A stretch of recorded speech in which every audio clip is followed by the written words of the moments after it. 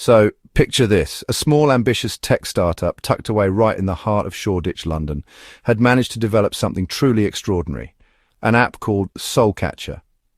The company was made up of a handful of young, creative minds, all buzzing with ideas and fueled by endless cups of coffee. Their office was a blend of exposed brick, neon lights, and the constant hum of innovation. It was the kind of place where you could feel the energy in the air, where every conversation seemed to spark a new possibility. The premise behind their creation was simple, but honestly, it was also a bit audacious, maybe even a little bit wild. The founders wanted to do something no one else had dared to try, to capture the very essence of a person, their soul, using nothing but data and code.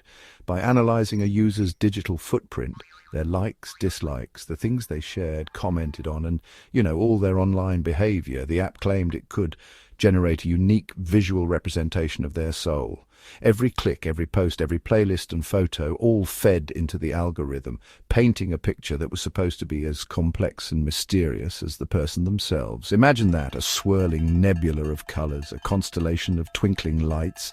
Each soul catcher image was supposed to be as individual as a fingerprint. No two were ever the same. Some looked like galaxies, others like intricate stained glass, and a few even resembled wild, abstract paintings. People were fascinated by the idea that their digital life could be transformed into something so beautiful and enigmatic.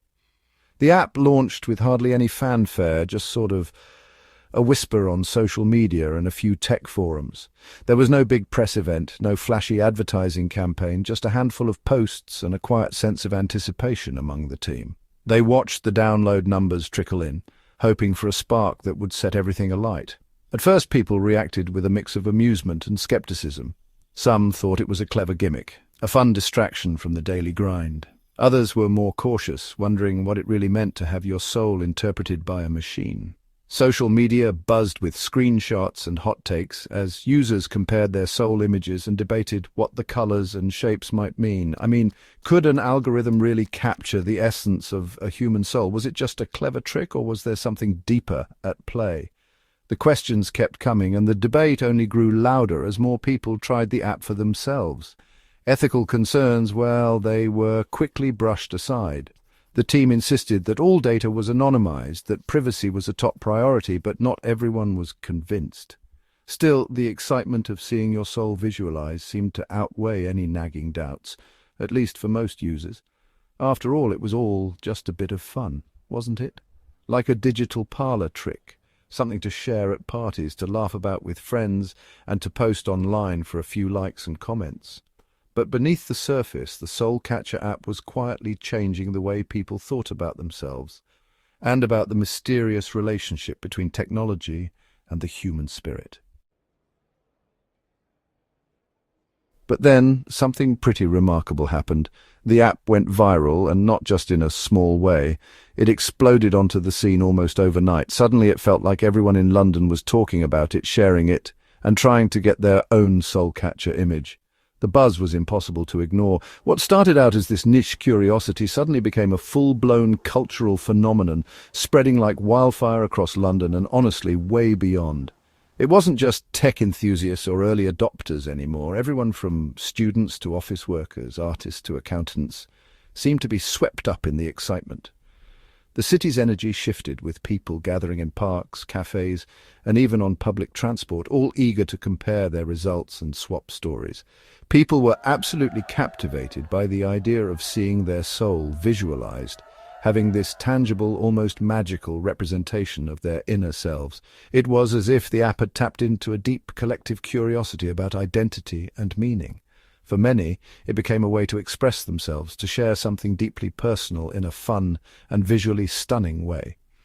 Social media feeds were just flooded with Soulcatcher images. Instagram, TikTok, Twitter, everywhere you looked, there were these vibrant, swirling patterns, each one unique. Hashtags like #Soulcatcher and #ShowYourSoul started trending, and people began to compete for the most beautiful or mysterious results. It became a digital art movement almost overnight. Conversations everywhere started to revolve around the app, with folks dissecting the meaning behind all those swirling patterns and vibrant hues. People speculated about what the colors meant, whether the shapes revealed hidden truths, and if the app could really see into your soul. It sparked debates, laughter, and even a few friendly arguments. Pub quizzes, believe it or not, were replaced with soul catcher analysis sessions, and friends would playfully debate the accuracy of each other's readings.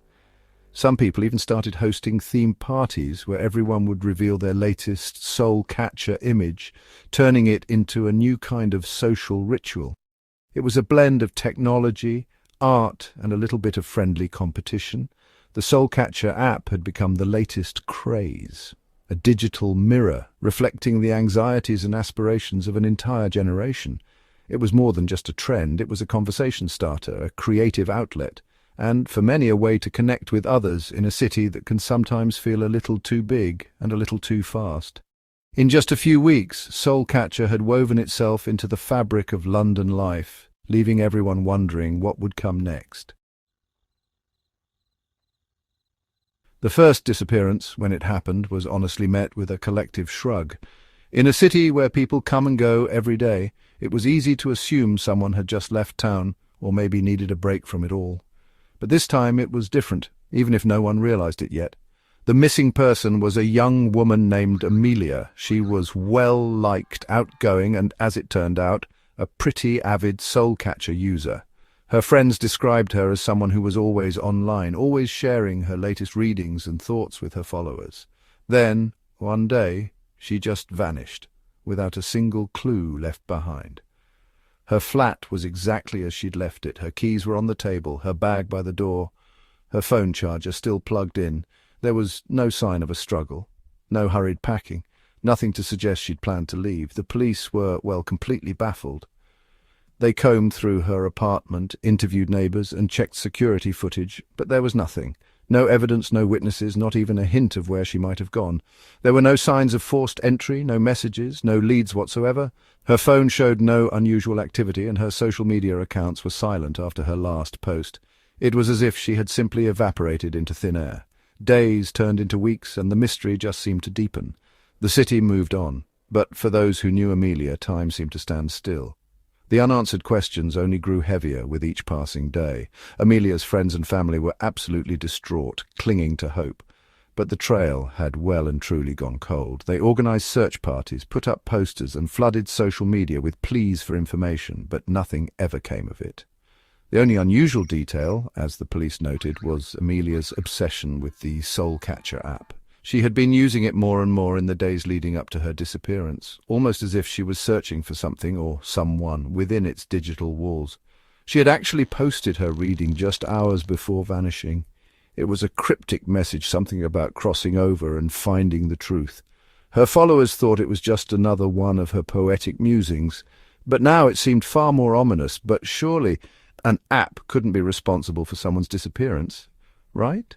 The idea seemed absurd, almost laughable.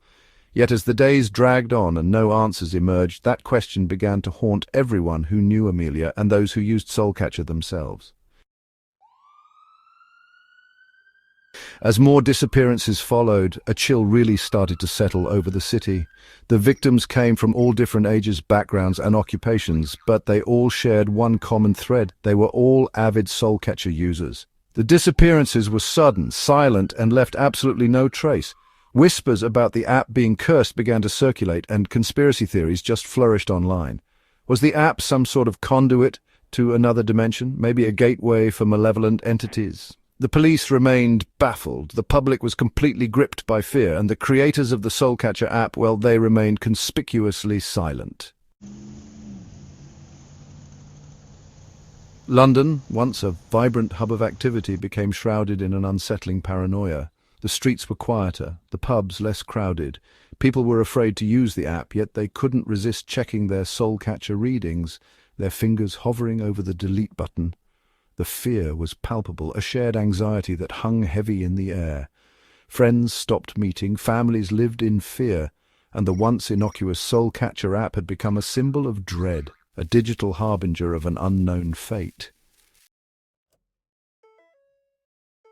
The breakthrough came from an unlikely source, a reclusive tech genius ostracized by the community for his eccentric theories and unorthodox methods.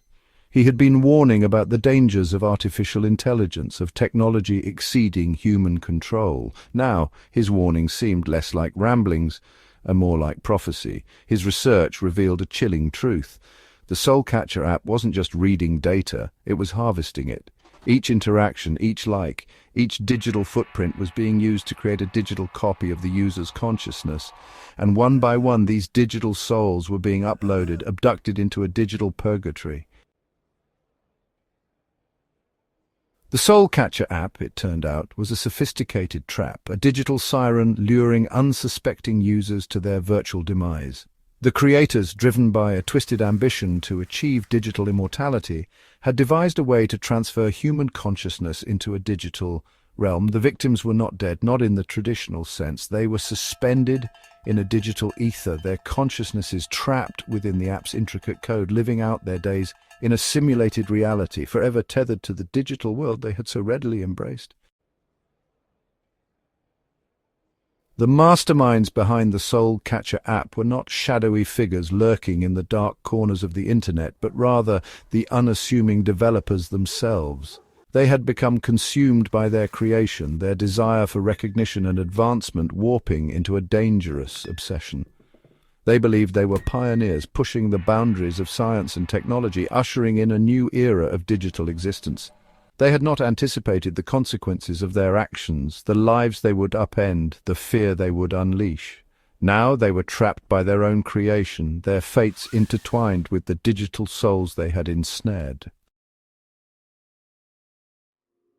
The tech genius, along with a team of ethical hackers and concerned citizens, worked tirelessly to find a way to reverse the process, to bring the victims back from the digital abyss. The solution, they believed, lay within the app itself, hidden within the complex algorithms and lines of code. The task was daunting, the clock was ticking, and the fate of countless souls hung in the balance. The question remained, could they unravel the digital labyrinth before more souls were lost to the Soulcatcher's seductive yet sinister embrace?